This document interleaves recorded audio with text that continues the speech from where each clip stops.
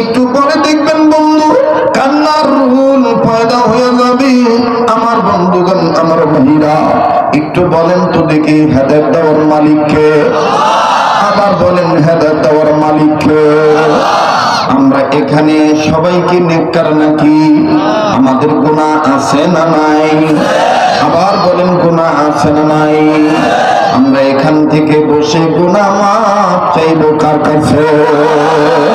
আমরা গুনাহগার গো আল্লাহ, আমরা গুনাহগার কন্যা, আমরা গুনাহগার গো আল্লাহ। ভালো দেখো তো মেয়েটার নাম কি বলছিলাম?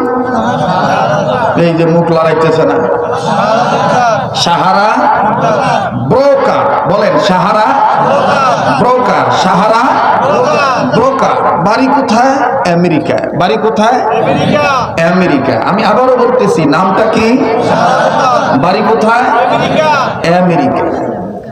বাবা মোটামুটি খুব ধনী মানুষ, টাকা পয়সার অভাব নাই। একদিন মেয়েটা বাপের বুকে যাইয়া মাথা রাইখা, মেয়েরা যদি বাবার বুকে যায় তো দুনিয়া থাকে একদিকে, আর বাবার বুকে মেয়ে যখন থাকে তখন বাবার কাছে মেয়ে থাকে একদিকে। আর মেয়েদের কিছু চিকুন বুদ্ধি আছে, বাপের কাছে থেকে কিছু আবদার করতে চাইলে যদি খালি বাবারে জড়ায় ধরতে পারে, আর আব্বু কইয়া ডাক দিয়ে যদি খালি একটা সুমা দিতে পারে, আবার তোমার মতন বাবাই হয় না। আওলাদ করে হইলো মাইয়ার মুখে হাসি ফুটায়। কথা কম ঠিক? আপনারা মনে আমার কথা বুঝতেছেন না? সেটা হানা করতেই হতো। মরে গেছেন না, গোরস্থানে কত করতেছে। আচ্ছা, যে ঘুমাইছেন না, জাগনা আছেন, দুই হাত তোলেন তো, হাত তোলেন, হাত টান টান করে ধরেন, একটু মোট করে ধরেন, মোট ছাড়েন। আল্লাহ তুমি তো কেউ কেডা গুড়ে যে হাত উঠান। হ্যাঁ, এবার একটু ফুলের মতন বাগানটা সাধারণ নিয়ে করে আঙ্গুলগুলো ছড়া। এখন সব ঠিক করার জন্য, ঘুম ভাঙানোর জন্য দুটা একদম ভাড়া ছড়া ধরে না। আর বিপ্লবী কণ্ঠে মুজাহিদ হয়ে উচ্চ আওয়াজ ইসলামী আন্দোলনের কর্মী হয়ে বলেন তো আল্লাহু আকবার। হয় না দাদা? আবার বলেন আল্লাহু আকবার। আর একবার কোন আল্লাহু আকবার। আসেন আবার ফিরে যায়। মেয়েটার নাম কি? হ্যাঁ, যুবকরা টের পাইছে যে হুজুরের কাছে আসে। কি নাম? সাহারা ব্রোকার। বাড়ি কোথায়? আমেরিকায়। বাবা মোটামুটি মধ্যবিত্ত ধনী মানুষ। বাপের বুকে যাইয়া একটা কিস করে ডাক দিয়ে বলতেছে, he is a dad, you super dad.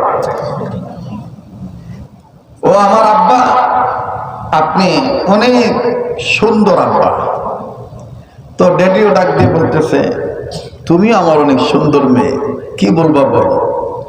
মেয়েটা কপাল একটা চুমা দিয়ে, আব্বা আমি আয়নার সামনে দাঁড়ায় দেখছি আমার নাকটা অনেক চোক্কা, আমার কপালটা অনেক পাশ, আর ভুরু দুইটা হরিণের মতন টানা টানা আমার দুটি আঁখি।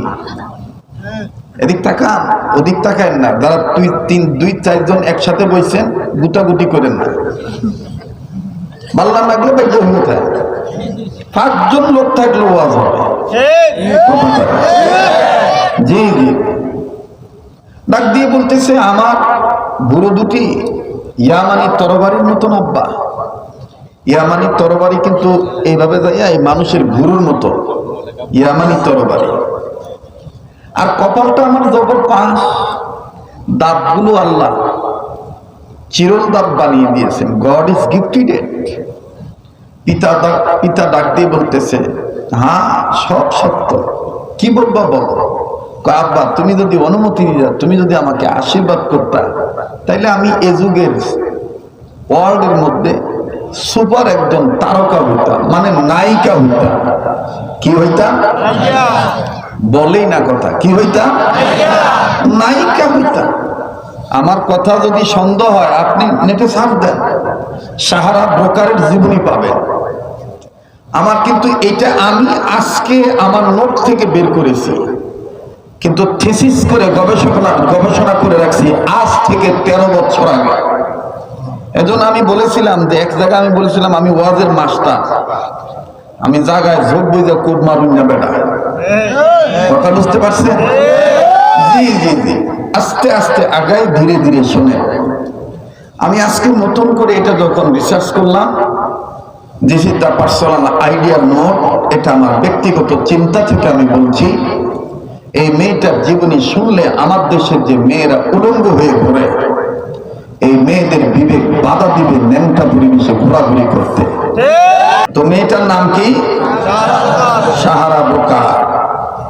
এই সাহারা বোকার তার বাবাকে ডাক দিয়ে বলতেছে, আব্বা, আপনি যদি আমাকে আশীর্বাদ করতেন তাইলে আমি এই যুগের পৃথিবীর মধ্যে একজন শ্রেষ্ঠ মডেল তারকা নায়িকা হইতাম। বাবা বলল, যা লাগে আমি দেব। নায়িকা হয়ে গেল। এখন আগে তো এমনি টাকা ছিল, এখন বাপেরও টাকা, মেয়েরও টাকা, টাকার অভাব নাই। আর টাকাওয়ালাদের কিন্তু একটা গরম থাকে, মানুষের কাছে তিনটা গরম যদি থাকে তাহলে দেখবেন হ্যাঁ অন্য মানুষের মানুষ মনে করে না। নাম্বার 1 টেহার গরম, নাম্বার 2 ডিগ্রির গরম। দেখবেন ঘরে চাউল নাই কিন্তু চার দোকানে গপ্প দিব। লেবার জানো, লেবার জানো, 1972 সনে 8 পাস করছি। আপনাদের কথা কর না, কি বাস্তব করতেছি না অবাস্তব করতেছি? লেবার জানো, 1972 সনে 8 পাস করছি। হ্যাঁ, এই করতে করতে দেখবেন ডিগ্রির বড়াই দেয়। 2 নম্বর হইল রূপের গরম। চেহারা যদি বালা থাকে, হ্যাঁ মুখ না দুলেও সারে। আবার অনেক দেখবেন যে কালো মানুষ, কাউয়ার চাইতে কালো, কিন্তু তার শরীরে 1 ফোঁটা ময়লা লাগতে দেয় না। এই কালো মানুষটার দিলের মধ্যে আলো দিয়েছেন কে? বলেন, কে দিয়েছেন? আলো দিয়েছেন। তো টাকার গরম মহিলার আর মহিলার বাবার সহ্য হচ্ছে না। মেয়েটা ডাক দিয়ে কয়, আব্বা, এখন টাকা আপনারও অভাব নাই, আমারও অভাব নাই, আমি আপনার কাছে আর একটা আবদার করি। বলে, কি আবদার? কয়, সাগরের কিনারে যদি আমার একটা ঘর বানায় দিতেন, বাড়ি বানায় দিতেন, তাহলে আমি বন্ধু বান্ধবী নিয়ে একটু আড্ডা দিতাম। তো দিছে বাড়ি বানাইয়া, বন্ধু বান্ধবী সবাই মিলে আড্ডা দেয়, আর পৃথিবীর সবচাইতে দামি দামি মদ খায়, দামি দামি মদ খায়, মদ্যপান করে বাদ্যন যায়। মাতাল্লা দেখবেন উত্তরে হাঁটার সময় দক্ষিণে যায়, আইব কাশপুর, জায়গা মিরপুর। মদ খাইলে এরম হয় না মানুষ? আইব কই? কাশপুর। যাইব কই? মিরপুর জায়গা। তখন এই মাতাল বেটারে 2 আনতে হয়, আরে এই দিক না এই দিক। হ্যাঁ, আর ওই বেটি যে মদ পান করতো, 1 লিটার মদের দাম ছিল 2 থেকে 2.5 লাখ টাকা। স্যামসাং কোম্পানির মদ, কথা বুঝলি? এই স্যামসাং কোম্পানির মদ খাইতো, খাইয়া তখন দুনিয়া ভাবতো না। আমাকে ঢাকা শহরে দেখবা মাঝে মাঝে পুরান ঢাকায় গেলে এই মদকিরা বাংলা মদ খেয়ে ডাক দিয়ে কয়, দুনিয়া ভায়া বলামো, এই দুনিয়া রাহম না।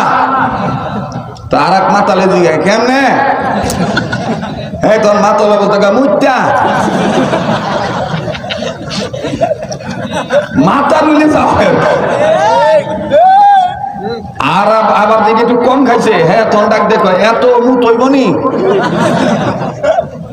কথা কয়। আল্লাহ আমাদেরকে সহিবুত দান করুন। এই সাহারা বোকার মদ খাইছে, মদ্য পান করছে। তার একটা বান্ধবী ছিল, মুসলিম বান্ধবী, তার নাম হলো মিস সুলতানা। বলেন কি নাম? সুলতানা। বান্ধবী মদ খেয়ে আসতেছে, সুলতানা বাড়িতে যাচ্ছে, তার স্বামীকে তাহাজ্জুদ নামাজের জন্য তৈয়ার করবে, ডাক দিবে। বাবার বাড়ি গিয়েছিল। অনেক স্বামী স্ত্রীর বাড়ি এরকম আছে না, এর পাশাপাশি গ্রাম, 2-3 ঘরে আব্বার বাড়ি, ওনার 2-3 ঘরে শ্বশুর বাড়ি আছে না। তো এই দিকে রাস্তার এই কিনারে হলো তার বাবার বাড়ি, আর ওই দিকে হলো স্বামীর বাড়ি। তো রাত্রে আব্বার কাছে আসছিল। এখন আব্বার কাছ থেকে অনুমতি নিয়ে স্বামীরে ডাকতে গেছে, যে আমার স্বামী তো তাহাজ্জুদের সময় আমার ডাক দিতে হয়, আমি স্বামীর কাছে যাই। তো যাইতেছে, যাওয়ার সময় দেখে যে মাতাল বিটি মদ পান করে আইতেছে আর ডাক দিয়ে করতেছে দুনিয়া বাহায়া গেলাম, মানে দুনিয়া রাখুন না। আইতেছে শর্ট প্যান্ট শর্ট জামা গায়ে দিয়ে আসতেছে, পিছনে 10-12টা শকুন নামক কিছু যুবক এই বেটির পিছনে লাগছে। আসতেছে মিস সুলতানা সাথে দেখা। মিস সুলতানা ডাক দিয়ে বলতেছে তোমার এই অবস্থা কেন? এই বেগম ডাক দিয়ে বলতেছে আমার এই অবস্থা মানে কই যে পিছনে আমি না থাকলে তুমি একা চলবা, তোমার পিছনে তো এরা তোমাকে হায়না জন্তুর মতন আক্রমণ করবে। এই কথা শুনে পিছনের এই ফালতু যুবকেরা শীষ বাজাইছে। কি বাজাইছে? শীষ বাজাইছে, অথবা মনে করেন তালি দিছে, অথবা একটা ব্যাট সাউন্ড দিছে। দেওয়ার পরেই আমার বন্ধুগণ, আমার ভাইরা, আমার বাবাজিরা, এই মিস সুলতানা সাহারা ব্রোকারকে উদ্দেশ্য করে বলতেছে বোন আমার, এটা আল্লাহ সহ্য করে না। তুমি সুন্দর নারী, তুমি কেন চেহারাকে এভাবে খুলে রাখছো? আর কিসে তোমাকে আমার রব থেকে দূরে সরায় রাখলো? অর্থাৎ সাহারা ব্রোকার এই মেয়েটাকে উদ্দেশ্য করে আয়াত তেলাওয়াত করেছিলেন, ইয়া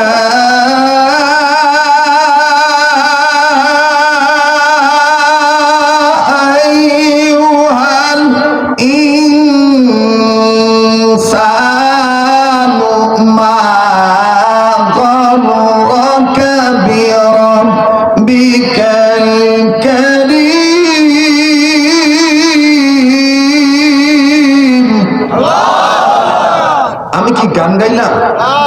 বলেন আমি কি গান গাইলাম?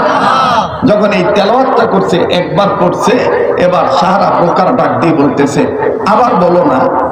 মিস সুলতানা দ্বিতীয়বার আবার বলছে, আবার বলতেছে আবার বলো না এই গানটা। মিস সাহারা ব্রোকার আবার তৃতীয়বার পড়ছে।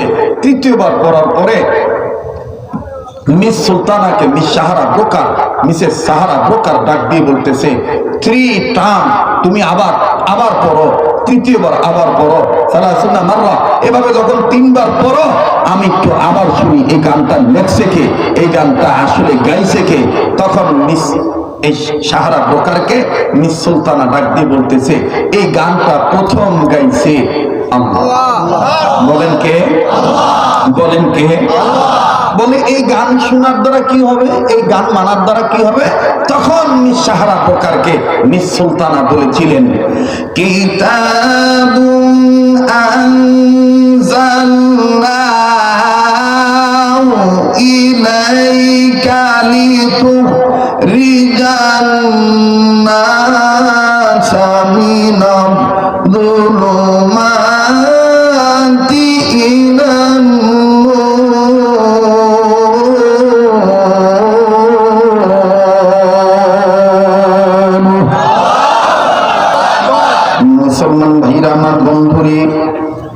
বলেন ইসলাম নামক ধর্ম যে ইসলাম, এই ইসলামটা হলো আলোকিত ধর্ম। বন্ধু মিনাজ জুলুমাতি ইলান নূর, অন্ধকার পথ থেকে যদি কেউ আলোর পথ পেতে চায়, সে যদি কোরআনের শিক্ষা দীক্ষার কাছে আত্মসমর্পণ করে, আল্লাহ পাক তাকে আলোকিত ধর্ম ইসলাম দেখা দিবি।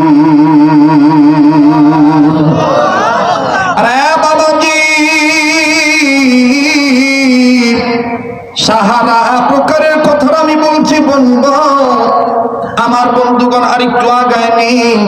সাহারা ব্রোকার ডাক দিয়ে বলতেছেন বান্ধবী তোমার এই গানটা খুব মজা লাগলো, এই গানের মালিককে পাইতে গেলে আমার কি করা দরকার, কত টাকা কত $1,000,000 লাগবে?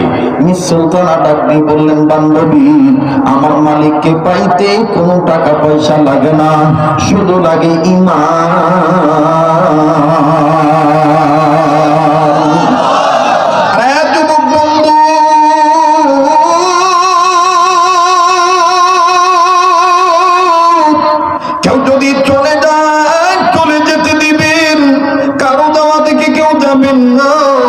একটু পরে দেখবেন বন্ধু কান্নার রুল পয়দা হয়ে যাবে। আমার বন্ধুগণ, আমার ভাইরা, একটু বলেন তো দেখি হেদায়েত দেওয়ার মালিককে? আবার বলেন হেদায়েত দেওয়ার মালিককে? আমরা এখানে সবাইকে নেককার নাকি? আমাদের গুনাহ আছে না নাই? আবার বলেন গুনাহ আছে না নাই? আমরা এখান থেকে বসে গুনাহ মাফ চাইবো কার কাছে? আমরা গুনাহগার গো আল্লাহ, আমরা গুনাহগার কন্যা, আমরা গুনাহগার গো আল্লাহ। যা বলতে ভাল লাগে, তবার রাস্তায় আসতে মজা লাগে, বুঝে নেন যে আল্লাহ আপনাকে কবুল করবেন। আওয়াজ দিই, আমরা গুনাহগার গো আল্লাহ। ভাই গুনাহ থাকলে আল্লাহর কাছে ইস্তেগফার পড়ার নিয়ত করে বলেন না, আমরা গুনাহগার গো আল্লাহ। দয়া করে গুনাহগুলি মাফ কইরা দাও, তোমার নাম দেব ঘোর গাফফার।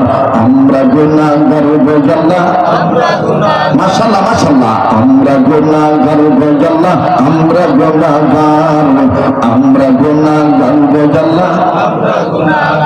যখন আমি ছোট্ট ছিলাম, দাঁত ছিল না মুখে, তরল খাবার আল্লাহ তুমি দিয়া দিছ মা জননীর বুকে আল্লাহ, মা জননীর বুকে। তাই তো তোমার সিফাত হলো আল্লাহু আকবার, তাই তো তোমার সিফাত হলো আল্লাহু আকবার, তাই তো তোমার সিফাত হলো আল্লাহু আকবার। আমরা গুনাহগার গো আল্লাহ, বলেন আমরা গুনাহগার গো আল্লাহ, আমরা গুনাহগার, আমরা গুনাহগার গো আল্লাহ। নারায়ে তাকবীর। মুসলমান ভাইরা আমার দেখেন, এই মেয়ে সুলতানার স্বামীকে তাহাজ্জুদের আযান তাহাজ্জুদ করতে বলবে, এরপরে তিনি ভদ্রক আযান দিবেন। দেখেন সাহারা বুকার কেমন করে ঈমান গ্রহণ করে, লক্ষ লক্ষ কোটি কোটি টাকা কি করে ইসলামের পক্ষে দিয়ে দেয়। আমি বলছি বলবো, যদিও বাজার এটা কোনো কোরআন হাদিস নয়, কিন্তু আমি মূল আলোচনা যেটা করতে চাই সেইটা আমি আপনাদেরকে জানাই দিই। বন্ধু বাচ্চাকে পছন্দ করবেন না, এই সমস্ত ছোট বড় মাদ্রাসায় কেন বাচ্চা ছেলে মেয়েকে পাঠাবেন না বন্ধুরে? এই সমস্ত মাদ্রাসা